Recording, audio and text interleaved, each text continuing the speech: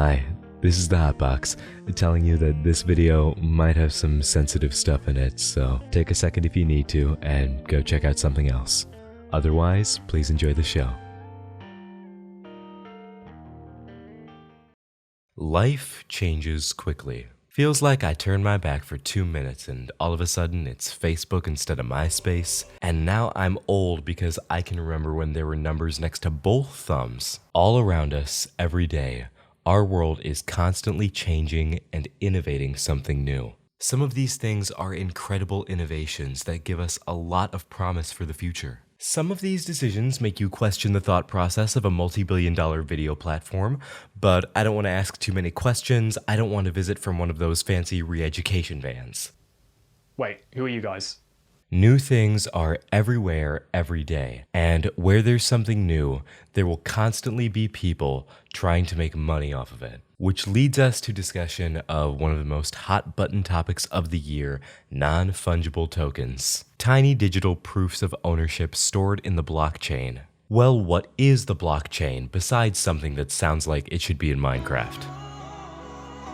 That answer and more later. For now, what you need to know is that non-fungible tokens allow buyers to establish ownership over original versions of unique items, such as photos, videos, audio. Think of it like buying the original print of a painting. NFT consumers are buying the digital rights to anything, including, apparently, the intellectual property of the biggest media franchise on Earth, the copyrighted intellectual property of that franchise. This one's gonna be a wild ride, so buckle up, sit back, and let's talk about the wild world of Pokemon NFTs.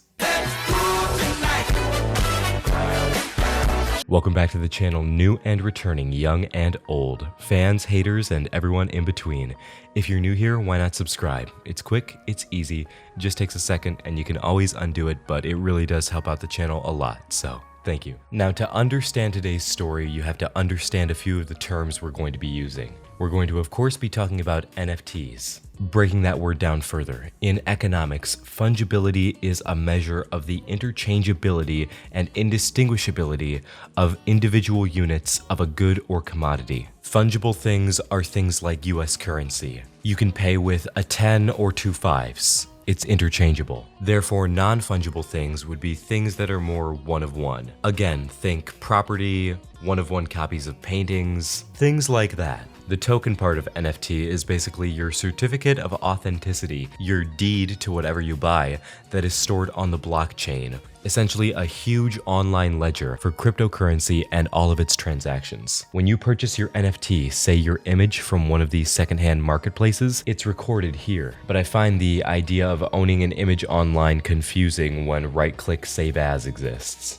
No, stop! What are you doing? What are you doing? What are you doing? What are you doing? I don't profess to understand everything about NFTs. They've been at the heart of a lot of nasty scams and scandals, and have earned themselves a rather unscrupulous name online. But since I'm no expert, I'm not here to preach to you about whether all this is legal or illegal, or good or bad, because the topic of today's video is making my head spin far too much to consider any of that. A few weeks ago on Twitter, an account popped up underneath the Pokemon Diamond and Pearl remake hashtag, called @PokemonNFT_. Yes, the totally legitimate Pokemon company. The Twitter account was related to a TikTok account. Essentially, the gist of what's happening here is that these people are telling you they have the right to sell you the intellectual property of someone else under the guise of Creative Commons. Now, Creative Commons is a type of license that enables the free distribution of an otherwise copyrighted work. You still maintain the copyright as the creator, but it's used when you as an author want to give other people the right to share, use, and build upon a work that you've created. Let's see what kind of license Pokemon is under. Well, that says a lot. And while this certainly seems questionably legal, let's just go ahead and see what they have to offer.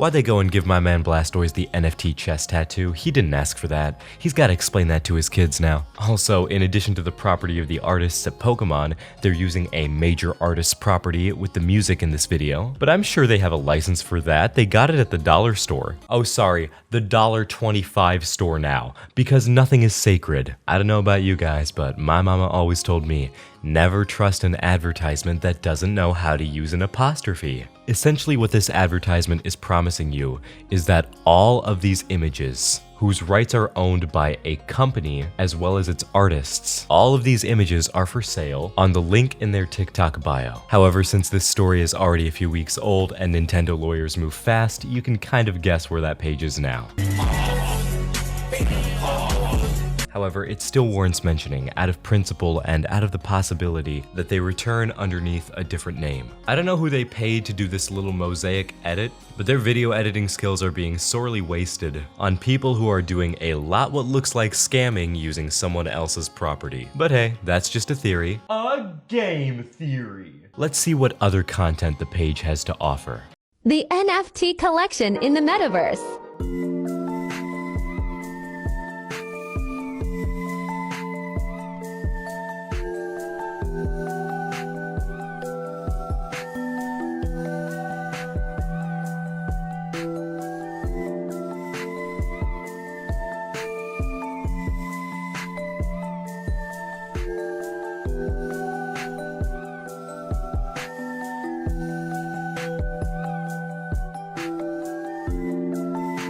From the intro of the video, we're granted a glimpse into what the OpenSea page looked like before its termination. Unique collectible Pokemon with proof of ownership stored on the Matic blockchain, licensed under Creative Commons attribution. They need to add rolled by Pokemon's lawyers. From the looks of it, they had only been around since October 2021, so there wasn't much time for them to do damage or take too many people's money. But the principle still remains. What is this strange VR angle they're trying to go for? Hey, you know that Pikachu we sold you that we don't own? Now you can look at it in VR. This video is also so poorly edited, by the way. It's a bunch of stock green screen effects.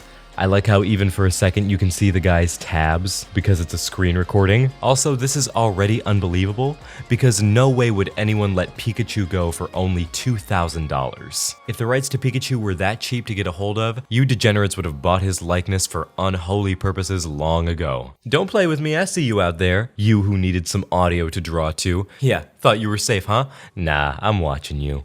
What do they mean Mewtwo includes unlockable content? Oh man, my Mewtwo comes with DLC, an extra copyright infringement charge. From the looks of it, Jigglypuff is up for sale too, but these pages don't seem to be amassing many views apart from the Pikachu one. However, anyone who would use something as elaborate, as blatant, and as convoluted as this to get to someone's money is unsavory, to say the least. Let's take a look at one last piece on the TikTok. First NFT to include VR versions.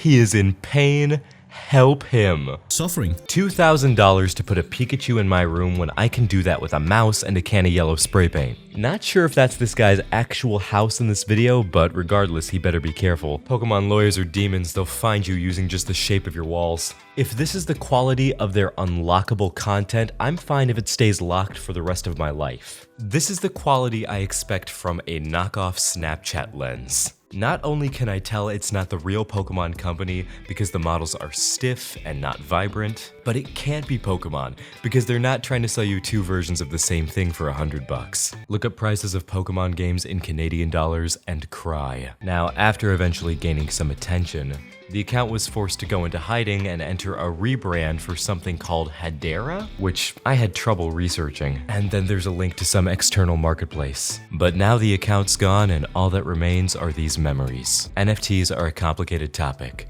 and I encourage you to do your own research. But it's important that we talk about things like this so that other innocent people don't potentially get their money stolen or get themselves in legal trouble. And with that advice, that's everything I have for you today. As always, do as I say, not as I do, and do your own research.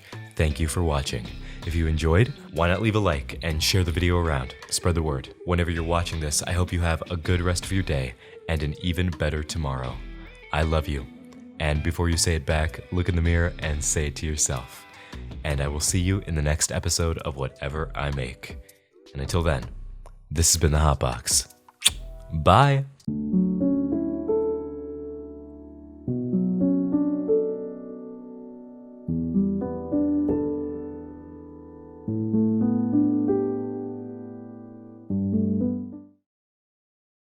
This channel is sponsored by ExpressVPN. Click the link, please. I need to buy bread. Everything's fine cause the merch in the store is hot, it's burning, it's trending, I'm buying. Everything's fine cause the merch in the store. I miss the outside where somebody can save me.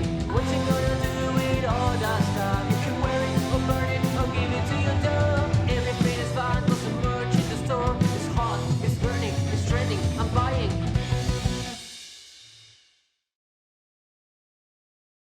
I am going fucking nowhere.